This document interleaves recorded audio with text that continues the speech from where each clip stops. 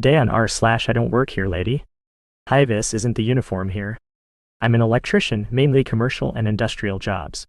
I also frequently shop at L.M.A.O, tools, supplies for jobs, miscellaneous things for home, the usual suspects. I've been asked for advice more times than I can count over the years about at-home installations while trying to shop, but this was a first.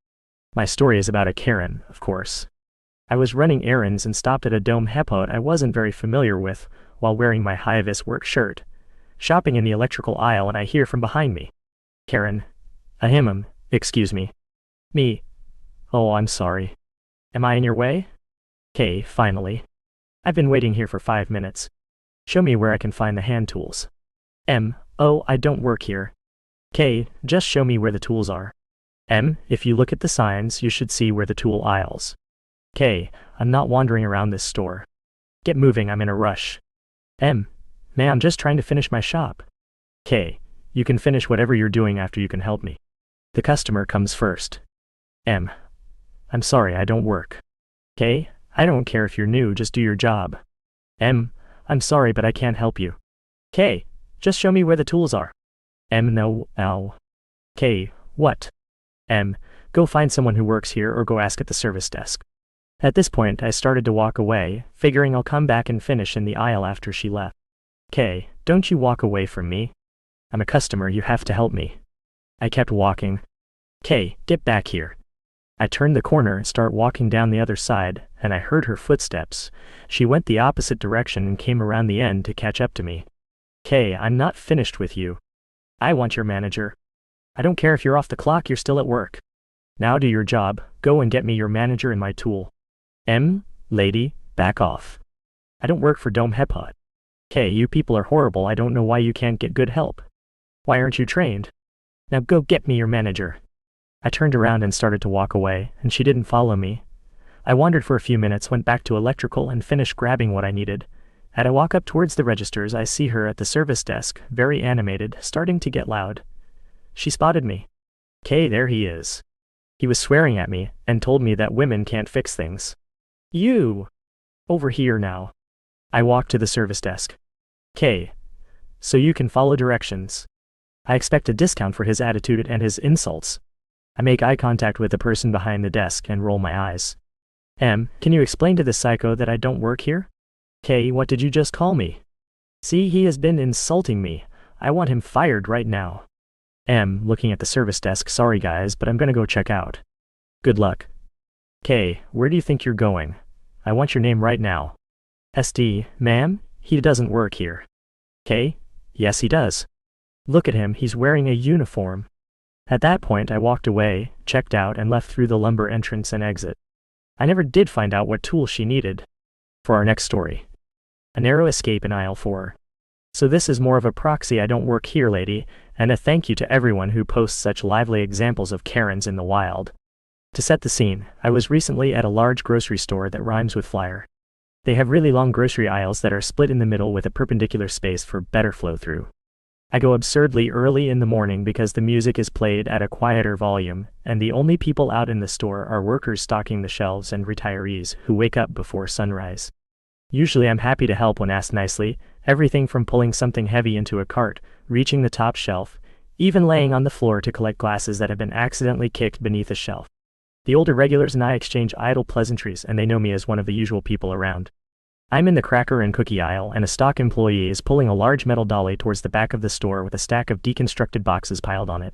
Before she can get to the end of the aisle, 2 mobility scooters round the corner and block her path. And this wasn't accidental. It's clear the scooters were lined up to intentionally block the entire aisle. It was a man and woman. The man looked down at his phone, trying to ignore the madness, while the woman smugly crossed her arms. She was the human embodiment of a sour grape.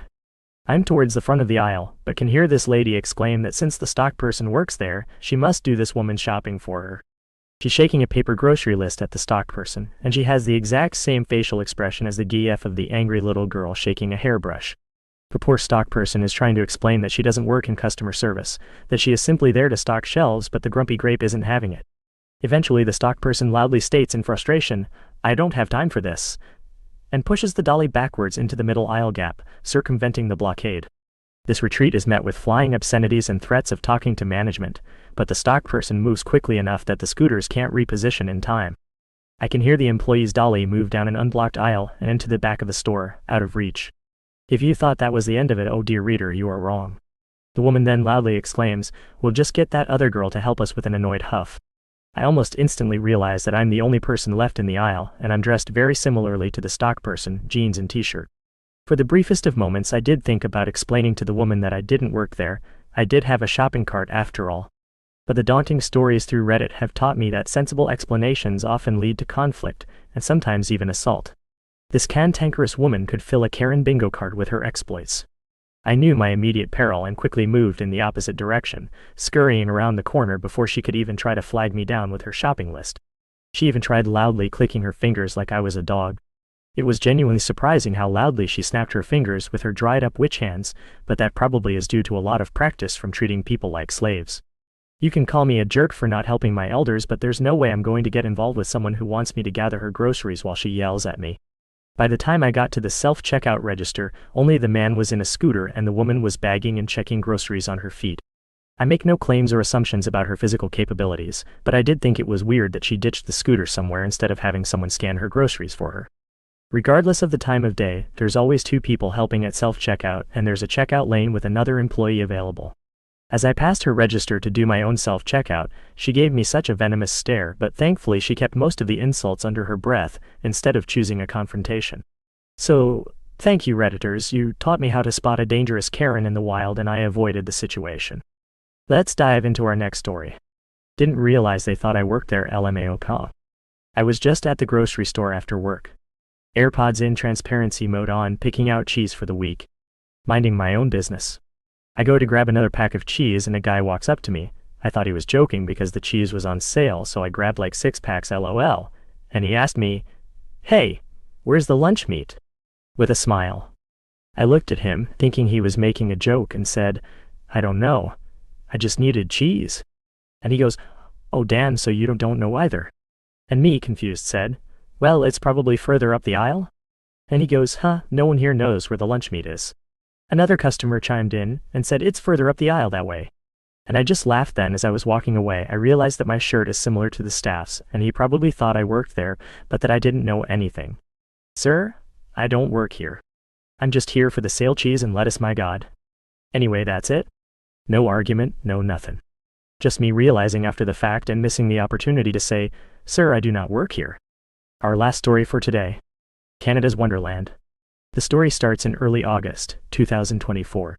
I was in Toronto for a few days with my dad. This was our second day here, so we decided to look around. We were at Canada's Wonderland after visiting CN Tower and Toronto Island before that. After 45 minutes getting from Toronto to Vaughan, I decided to go on Clockworks for my first ride. After a little while, I was the next person in line. My dad was sitting nearby. Here's where the reason I came to this subreddit starts. I was wearing a blue shirt and, I believe it was, black shorts. For those uneducated on Cedar Fair, the parent company of Canada's Wonderland, Valley Fair, among other parks, that has recently merged with Six Flags.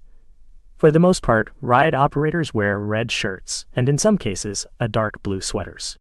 For both scenarios, it would have the park name on the left-hand side. There were 2 lines, one is for regulars, the other is a fast lane. If you pay $75 Canadian, or about $50, you get to bypass the lines at 22 rides at Canada's Wonderland. The people that came to me were 2 women, likely sisters, and their kids. They were waiting in the fast lane, while I was next in line in the normal line. Here's a sorta accurate conversation between them and I. I have a bad memory, so forgive me. Woman, don't know which one. Excuse me, do you know when's the last ride? As in they were asking when they'll stop operating the ride for the night. OP, not too sure about that at the time, I have no idea. I think once the park closes, they close off the entrances to all the rides, and let whoever's still in line have a ride before closing it for the night. To which I found out that was the case. I wasn't too sure on how they do it in other parks, especially in Canada.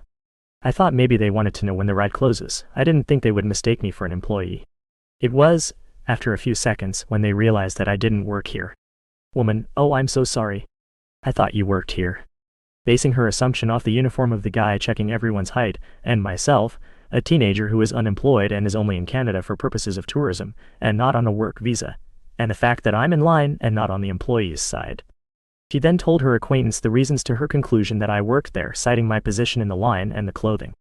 OP, it's fine. Laughing somewhat internally while they do the same. After that, the woman and her, I believe 2 or 3, kids got in line when the other women's kid, just one, misplaced their fast lane wristband in some way. She then asked the guy enforcing the height restriction on the ride about the situation, to which he told them that they needed a wristband to get on the ride through fast lane, and they needed to go back to the entrance of the park to get a new one. The woman, not delighted with his response, expressed some anger, but not in the same way as the stereotypical antagonist of these stories. More of "I don't like your" response. But seeing as how you have authority over me here, I will respectfully acknowledge and honor your judgment. But I'm still angry. After half a minute, she and her kid went to the front to get a new wristband, while her acquaintance and her kids went on the ride. I told my dad there was an "I don't work here" moment and got on the ride. The reason it took me this long before posting it was because I forgot. And those are all the stories we have for today. See you tomorrow.